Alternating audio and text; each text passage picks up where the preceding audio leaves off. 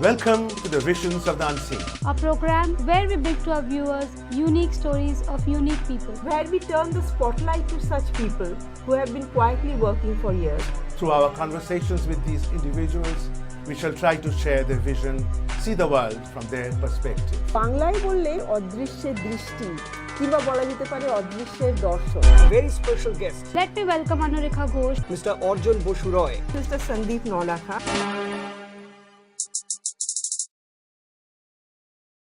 In our studio today, we have the multifaceted and dynamic Abhijit Dasgupta, television producer, car rallyist, and social worker. We would like to take a peek into some of his activities of Shukriti Foundation that has been founded by him. The Kolkata Shukriti Foundation is about 9 years old. It was born out of nothing. I used to run a news, Khobor Ekhon, and we used to do a lot of in-depth investigative news also. In one news, we found out that students of the so-called elitist schools of Kolkata, secondary students, frequented brothels. They were not aware of AIDS or HIV, and they did not bother to use condoms. This was an eye-opener for us. So we said, look, this is a dangerous trait and we got to do something about it. I was at that point the board member and now the national coordinator of Input, which is the largest television organization in the whole world. And in it, I had seen a film, a South African film, where students produced films on AIDS awareness.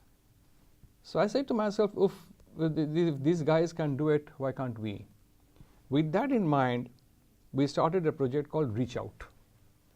So we selected 100 schools in and around Kolkata, and we made a 10 minutes capsule, something like a motivational thing, and we'll show bits and pieces of the South African program so that they get an idea of what we have in mind, which we went to schools to present. And then we told the students, look, this is something we want you to do. You write a story. And in the process, you can discuss with your friends and with your parents and with your teachers. Unfortunately, we also found out that there's something called sex education, which is a part of the syllabus, part of the curriculum, but which is never taught.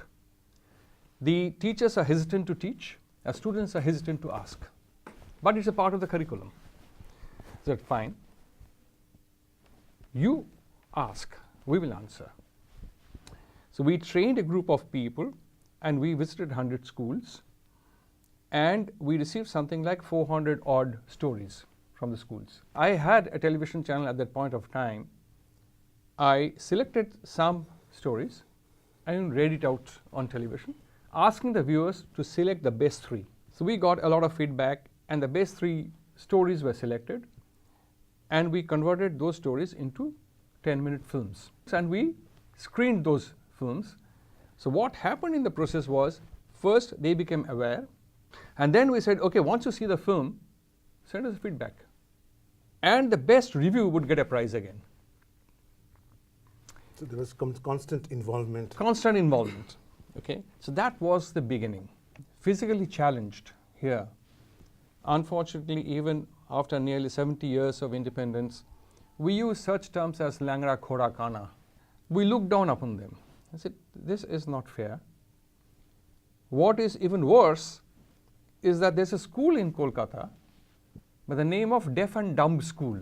And I have talked with MPs, I have talked with MLS, all of them promised, yes, we will do it in 7 days, give us 7 days time. Many 7 days have flown, nothing has happened. So we said, okay, we will do something where we involved 4 bereft of upper limbs, 4 bereft of lower limbs, 4 visually challenged, and 4 speech and hearing impaired to participate in an event which a normal person would dread to dare. So we said, okay, you guys will go out on an expedition and we will film that expedition We'll show that expedition at various levels, schools, colleges, wherever you, clubs, to make people aware that people who are termed disabled are actually able and capable. They are differently able. Third project is called Gold Underground. These are deprived children, let's call it that way. So we have 62 such kids, all between 8 and 14 years. And we thought that formal education is not the answer. A formal education is nothing but where teachers teach you to mug up things and peek it out. A young mind has to grow. Therefore, you have to give the young mind complete freedom to ask, to do whatever he or she wants to do. Keeping that in mind and keeping Swami Vivekananda and Rabindranath Tagore in mind, we said, okay, here are 62 kids in Gold Underground. They will not go to formal schools. We will teach them. So we devised a lot of things.